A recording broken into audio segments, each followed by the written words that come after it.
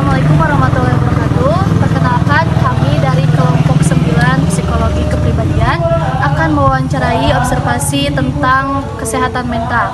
Sebelumnya, saya akan memperkenalkan anggota saya. Yang pertama, Nama saya Ulfiah Rahmawati. saya Putri Novia Rizika. Saya Rindu Prayoga Himawan.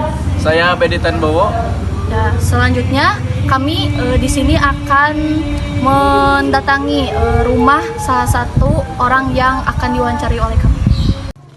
Di sini saya anggota kelompok 9 yang akan mewawancari salah satu seseorang yang memiliki gangguan kesehatan mental.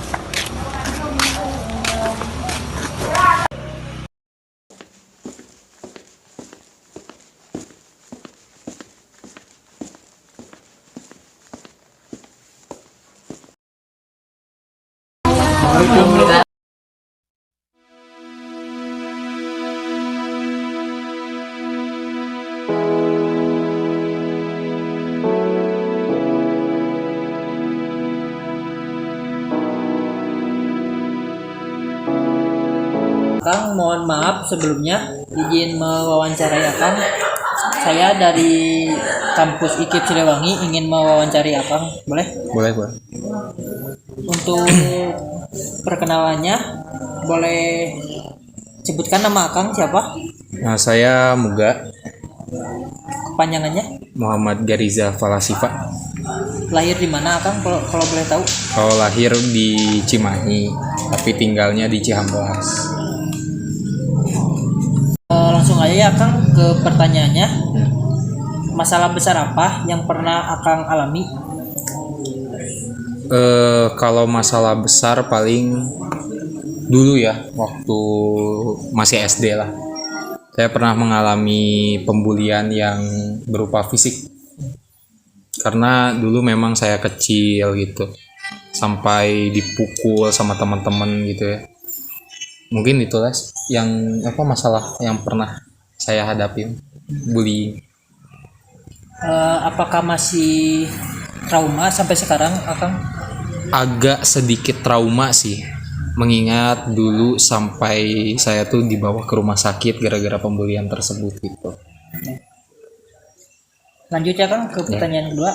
Penyebab apa yang Akang alami sehingga Akang bisa seperti ini? Seperti gimana? Bangkit. Ya, Nah, bangkit dari keterpurukan. pembulian, Lebih ke menerima apa adanya sih. Yang terjadi biarlah terjadi, yang berlalu biarlah berlalu. Jadi saya jalanin hidup aja. Ngapain juga diingat-ingat, malah sakit. Bagaimana cara Akang mengatasinya?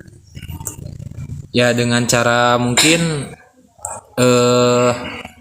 ke hobi sih. Jadi lebih ke saya tuh nyalurin hobi saya. Jadinya saya bisa lupa lah sama ingatan-ingatan jelek yang dulu-dulu tuh. Terus untuk sekarang kegiatan apa yang Akang lakukan? Saya kuliah sambil kerja sih. Itu. Sebelumnya, apakah akan belakangan ini mudah sekali emosi atau merasa bosan dengan rutinitas kegiatan sehari-hari ini? Kalau emosi sih, kalau misal capek ya, kalau capek pastilah emosi gitu ya. Kalau ada apa-apa, kalau ada masalah sedikit aja, pasti bikin emosi. Terus kalau tadi itu apa? Kalau bosan sih, ada sih sedikit bosan, tapi ngapain juga sih kita kalau misalkan terus bosan, kita kalau misalkan terus kayak gitu ya jalanin aja lah, bawa santai aja, bawa chill. Apakah sebelumnya kamu pernah mengatasi penyakit ini? Penyakit seperti kayak tadi kan bullying gitu, trauma gitu. Kalau bisa bukan penyakit sih, saya bilangnya sih lebih ke traumatik gitu ya. Ya dengan cara itu paling hobi gitu ya, ngejalanin hobi, terus banyak main sih, banyak nongkrong sama teman-teman, ngobrol sama teman-teman gitu. Kayak gitu aja sih. Memaafkan masa lalu aja. Baik Kang, mungkin segitu aja pertanyaannya. Terima kasih banyak ya Kang atas jawabannya. Ya, sama-sama. Salah satu faktor yang berkontribusi pada masalah gangguan mental emosional yaitu kesepian yang dialami seseorang pada masa transisi. Kesepian adalah perasaan emosional yang tidak menyenangkan, di mana individu-individu yang mengalaminya mempersepsikan bahwa hubungan sosial yang mereka harapkan kurang teraktualisasikan. Persepsi ini diaktualisasikan oleh perasaan terisolasi dari lingkungan sosial. Saya akan menjelaskan treatment bullying atau bisa didengar dengan pengobatan pasca terjadinya bullying. Yang pertama menggunakan terapi, yaitu terapi konseling. Dalam sesi konseling, anak akan diminta bercerita mengenai apa yang dialaminya, dirasakannya, dilakukannya, dan harapannya. Nantinya, terapis akan membantu anak menemukan cara efektif untuk menghadapi situasi tersebut. Yang kedua, ini ada psikoterapi. Psikoterapi merupakan salah satu metode yang umum dilakukan untuk menangani berbagai masalah kejiwaan dan mental. Psikoterapi bisa membantu anak lebih mengenal, mengutarakan, serta mengelola perasaan yang dialami. Terapi ini mungkin membutuhkan beberapa kali sesi. Anak akan terbantu untuk membangun kembali semangatnya dan lebih percaya diri. Psikoterapi dapat dilakukan oleh psikolog atau psikiater. Mulanya, anak akan melalui terapi individu. Mungkin juga disarankan untuk berpartisipasi dalam sesi kelompok dengan anak-anak lain yang mengalami masalah serupa. Yang ketiga ada cognitive behavioral therapy atau bisa disebut dengan CBT. Terapi ini bisa menjadi cara untuk menyembuhkan korban bullying.